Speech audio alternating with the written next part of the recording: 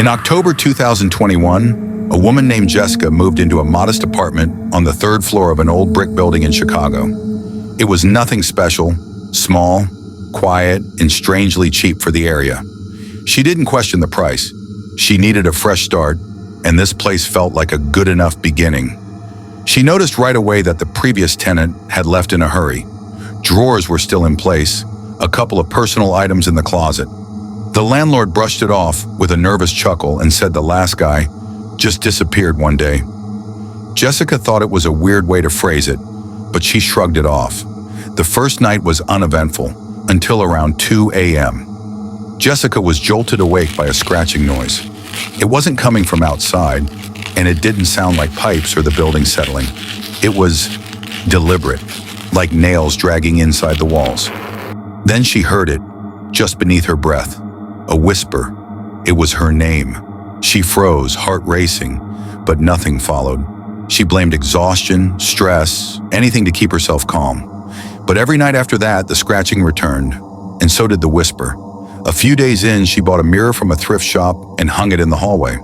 That same night, while walking past it, she thought she saw someone standing behind her in the reflection. A man, tall, still, smiling. But when she turned around, there was no one there. Each night she started waking at exactly 3:11 a.m. Like clockwork. She'd lie there trying not to breathe too loud and listen as slow, heavy footsteps approached her bedroom door from the hallway. They never entered, just stopped and waited. She asked the landlord again about the former tenant. He clammed up quickly, said the man had been paranoid, thought he was being watched, and then just vanished. "Some people don't belong alone," he muttered. Jessica wasn't satisfied. She started digging and eventually found the man's name, David Reed. Old police reports confirmed it. He'd filed complaints about someone watching him, said he saw a shadow person in the apartment. Then one day he stopped answering calls. Friends assumed he left town, but he never showed up anywhere again. Jessica found a hidden journal tucked behind the kitchen cabinet. David's. The final entry made her blood run cold. It said, "Whatever's in 6B, it's not human. It doesn't knock. It whispers your name. Don't look at it in the mirror." That night, she woke up to find her bedroom door slowly creaking open. There were no footsteps this time, no scratching, just the whisper right beside her bed. It said, "Let me in." She moved out the next day, left the mirror, left her belongings, left everything. Apartment 6B still sits empty. But tenants in the unit next door sometimes hear something through the thin walls late at night. A low whisper, saying someone's name who doesn't live there anymore.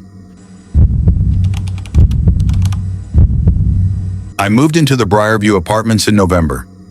Rent was cheap and the location was perfect. Close to work, decent neighborhood, and the kind of place where the neighbors nod politely but keep to themselves. That's exactly what I needed. The landlord, Mr. Harris, was an older man, always smiling too wide. When he showed me apartment 2B, I asked why it was so cheap compared to others in the area. He just chuckled and said, "Some folks don't like old buildings. You seem like the type who can handle a little character." That should have been the first red flag. The unit was clean, simple. Hardwood floors, a small kitchen, one bedroom, and best of all, no one above me. Apartment 3B had been vacant for years, according to Harris. Something about a water leak that never got fully repaired. He said they kept it empty to avoid tenant complaints. Cool, I thought. No noisy upstairs neighbors? Perfect. But my first night there, I heard footsteps above me. It started around 11:42 p.m. I was half asleep when I heard the first creak, then another. It was unmistakable. Slow, deliberate footsteps moving across the ceiling. I stared up, confused. I could hear the shift of weight on old floorboards, the slight drag of feet, like someone was pacing. I chalked it up to my imagination, maybe the building settling, like Harris said. But the next night, it happened again. Same time, 11:42 p.m. This time, I stayed quiet and listened. The steps began in the far corner of the ceiling, then moved slowly toward my bedroom, step by step with the same dragging sound. Then, silence. Just as I started to relax, there was one loud bang above my bed. I jolted upright. I could feel my heart thudding in my chest. I lay there in the dark, barely breathing. Morning came, and I went straight to Harris's office. I told him about the footsteps. He just smiled and said, "Old buildings make old noises. You'll get used to it." He brushed me off like I was hearing rats in the attic, but it wasn't rats, and I wasn't imagining it. The next night, I didn't go to bed. I sat on the couch with the lights off, listening. At 11:42 p.m., the footsteps began again, but this time, I recorded it on my phone. I played it back the next day. You could clearly hear the steps. I went to the third floor, determined to find out what the hell was going on. The hallway up there was quiet, too quiet. Dust coated the walls and floor like no one had walked through in ages. The door to apartment 3B looked untouched, covered in cobwebs, the paint peeling. But I swear, I heard breathing behind the door. Not the hum of air or plumbing, actual breathing. Slow, raspy. I knocked. Nothing. Just as I turned to leave, I noticed something on the floor. A slip of paper, yellowed and stained, like it had been there for decades. Scrawled in faint pencil was one sentence: "Don't wake her." I left immediately. I didn't sleep that night. The air in my apartment felt colder, heavier. 2 nights later, something new happened. I woke to the sound of soft crying. It wasn't in the apartment above me. It was in the hallway outside my front door. I crept to the peephole. There was no one there, but the crying continued. I turned the knob slowly and opened the door. Empty hallway, silence. Then I saw it. Another note slid under my door. "You opened it." I bought a cheap security camera the next morning, set it up facing my front door. That night, I left it running while I tried to sleep. The footsteps returned. Louder this time, almost angry. The next morning, I checked the footage. At 3:08 a.m., the camera glitched, just for a second. When the feed returned, there was a figure standing in front of my door. She was barefoot, in a white nightgown, her hair hanging like wet ropes over her face. She didn't knock. She just stood there, swaying slightly. Then she passed through the door, not opened it, not unlocked it. She walked through it, and the temperature in the apartment dropped instantly. My thermostat hit 47 degrees Fahrenheit and wouldn't go back up until sunrise. I took the footage to Harris, hands shaking. He watched it, then quietly handed it back to me. His face was pale.